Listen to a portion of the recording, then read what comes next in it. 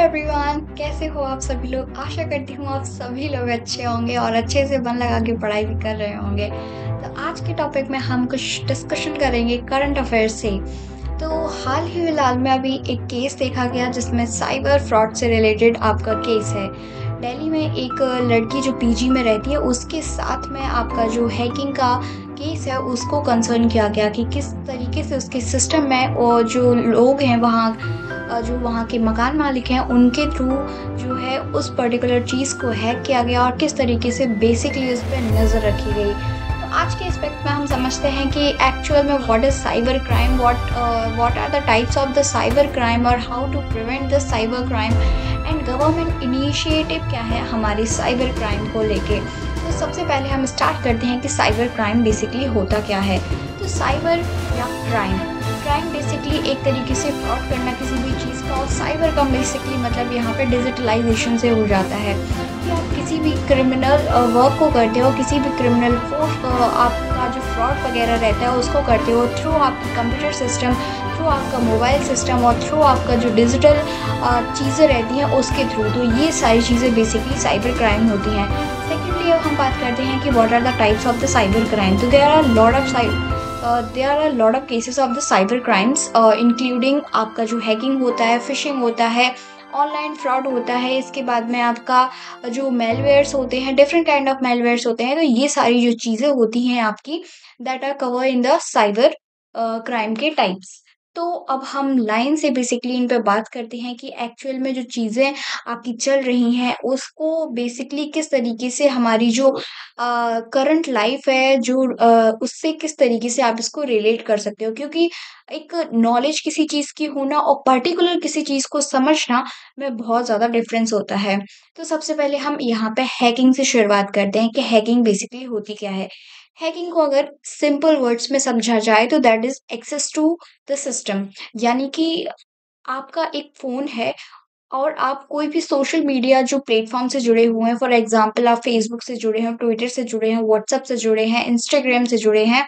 ये सारी जो चीज़ें जहाँ पे चैट्स वग़ैरह होती हैं, जहाँ पे सोशल मीडिया का यानी कि आपकी जो फ़ोटोज़ वग़ैरह होती हैं, इन सारी चीज़ों की शेयरिंग होती है, जहाँ पे एक तरीके से कह सकते हैं कि एक कनेक्टिविटी जुड़ी होती है। तो बेसिकली जब आपका जो सिस्टम रहता है यानी कि आपका जो टोटल एरिया वाला फ़ोन रहता है, उसमें जब आपकी एक्सेस हो जाती है, पहुँच हो जाती है किसी दूसरे इंसान की, तो जो आप अपने फ़ोन में चीज़ों को यूज़ करते हो, सिमिलर चीज़ें उस इंसान के फ़ोन में यूज़ होती हैं। इसी तरीके का जो केस है वो दिल्ली में हाल-फिलहाल में निकल के आता है कि किस तरीके से एक लड़की के पीजी में जहाँ पे उसका जो लाइट लगी हुई थी, जहाँ पे उसकी एलईडी बल्ब लगा हुआ था, उसके अंदर किस तरीके से कैमरे को फिट करके रखा गया था और उसके व्हाट्सएप को किस तरीके से हैक करके रखा गया था। तो इसके साथ ही ये हैकिंग होती है। दूसरी आपकी चीज़ होती है फ़िशिंग। फ़िशिंग का मतलब बेसिकली यहाँ पे हो जाता है कि आपकी जो सेंसिटिव इन्फॉर्मेशन रहती हैं, उनको रिवील कर देना। जैसे आपकी फ़ोटोज़ वग़ैरह हैं, कुछ आपकी प्राइवेट फ़ोटोज़ वग़ैरह भी होती हैं। इवन आजकल तो ऐसे ऐप चलते हैं, जहाँ पे आपके जो क्लॉथ्स हैं, उनको भी रिमूव करके दिखाया जाता है। तो आपकी कुछ ऐसी फ़ोटोज़ वग़ैरह रहती हैं, जिनके थ्रू आपको एक तरीके से टॉर्चर किया जाता है। अब वो टॉर्चर अलग-अलग लोगों के हिसाब से किया जाता है कि वो एक्चुअली उनकी डिमांड क्या है। उनकी डिमांड फाइनेंशियली है, उनकी जो डिमांड है वो सेक्सुअल प्लेज़र के लिए है या किसी और तरीके से रिलेटेड। तीसरी हम जो बात करते हैं वो करते हैं हम अपनी जो आइडेंटिटी थेफ्ट होती है उसके बारे में।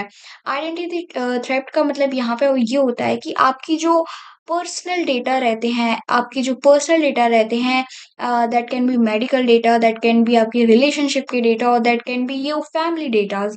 तो ये सारे जो डेटाज़ रहते हैं उनको एक तरीके से चुरा लेना, उनको स्टील कर लेना और उन्हीं के बेस पे आपसे पैसों की डिमांड करना या फिर अननेसेसरी ऐसी चीज़ों की डिमांड करना जिसके थ्रू वो अपनी जो नीड्स हैं उनको फुलफ़िल कर सकें। फिर इसके बाद में हम मैलवेयर चौथे नंबर पे बात करते हैं। तो मैलवेयर बेसिकली क्या होता है? आपके जो वायरस वग़ैरह होते हैं उनका स्प्रेडिंग होना, यानी वायरस यानी कि जो आपके पर्सनल चीज़ें रहती हैं, नॉट पर्सनल बट आपका जो फ़ोन रहता है, आपका जो लैपटॉप रहता है, तो जब इसमें एक हैकिंग की प्रोसेस हो जाती है, जब कोई अननोन पर्सन या ऐसा डीप फेक में जब कोई पर्सन आपकी जो चीज़ों की जब एक्सेस कर लेता है तो उसमें बेसिकली आपका जो वायरस है वो आपका एंटर कर जाता है। तो उसके थ्रू आपके जो मैलवेयर्स होते हैं वो उन पे अटैक कर लेते हैं। फिर इसके बाद में हम जो नेक्स्ट बात करते हैं वो ऑनलाइन फ्रॉड की बात करते हैं। हमारे पास ऐसे डिफरेंट काइंड ऑफ मैसेजेस देखने को मिलते हैं, चाहे फिर वह बैंक से रिलेटेड हो कि आपके बैंक में ये ओटीपी आई है, ओटीपी शेयरिंग से रिलेटेड हो, किसी भी तरीके से रिलेटेड हो, आपके पेमेंट से रिलेटेड हो, तो ये सारी आपकी जो चीज़ें होती हैं वो आपकी ऑनलाइन फ्रॉड में आती हैं। आजकल तो ये एक नया सिस्टम भी चलता है कि आपका जो पेटीएम ऐप है उसके थ्रू आपकी जो फ्रॉड है वो की जाती है। तो डिफरेंट काइंड ऑफ थिंग ऐसे काफ़ी फेक ऐप्स चल रहे हैं जिसमें आपकी जो पेमेंट है वो शो हो जाती है और आपकी जो पेमेंट है वो अभी भी नहीं आई होती है। तो ये कुछ टाइप्स ऑफ क्राइम होते हैं जिनको हमने डिटेल में पढ़ा। आगे हम इसमें बात करते हैं कि अब हम इन सारी चीज़ों से कैसे बचें? तो सबसे पहले जो हमने हैकिंग पढ़ा जहाँ पे आपकी जो एक्सेस टू सिस्टम होता है तो उसको हम कैसे मतलब उससे किस तरीके से बच सकते हैं। तो इसके लिए सबसे ही अच्छी जो चीज़ होती है वो आपका एक स्ट्रॉन्ग पासवर्ड होना चाहिए। आपका जो सिक्योरिटी सिस्टम है वो बहुत ही ज़्यादा स्ट्रॉन्ग होना चाहिए। इसके बाद में आप जो टू फैक्टर ऑथेंटिकेशन होता है उसको यूज़ करना चाहिए। फिर आपके साथ में जो फेक कॉल्स आते हैं, फेक न्यूज़ेस वगैरह आती हैं, उन सारी चीज़ों को अवॉइड करके रखना चाहिए। कोई भी अगर आपको अननेसेसरी परेशान कर रहा है तो that is going to be spam calls. तो इन पे हमें फ़ोकस करना चाहिए और सबसे बड़ी चीज़ रहती है हमें हर एक चीज़ की अवेयरनेस होनी चाहिए, हमें वेल एजुकेटेड होना चाहिए इन सारे एरियाज़ में। इवन ऐसे बहुत से केसेस देखने को मिलते हैं जहाँ पे इंसान वेल एजुकेटेड होने के बाद भी उस फ्रॉड में फँस जाता है। तो किस तरीके से आप उस पर्टिकुलर चीज़ की पहले जानकारी लें, इसके बाद कोई उसमें इन्वॉल्वमेंट दिखाएँ, चाहे वो कितनी भी बड़ी चीज़ क्यों ना हो।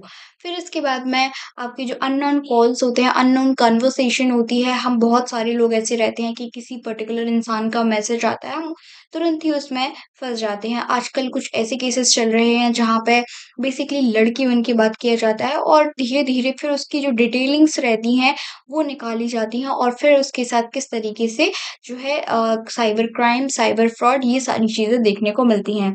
फिर इसके बाद में जो आपका बेसिकली ऑनलाइन फ्रॉड का जो केस है जो आपका पेटीएम से रिलेटेड केस है, ये सारी चीज़ों से बचने के लिए आपको और आपके जो मैलवेयर्स रहते हैं, जहाँ पे आपकी जो स्प्रेडिंग ऑफ वायरस होती है, इन सारी चीज़ों से बचने के लिए आपका जो अपना पर्टिकुलर जो एरिया रहता है, पर्टिकुलर जो आपका सॉफ्टवेयर रहता है, उसको up to date time to time करते रहना चाहिए।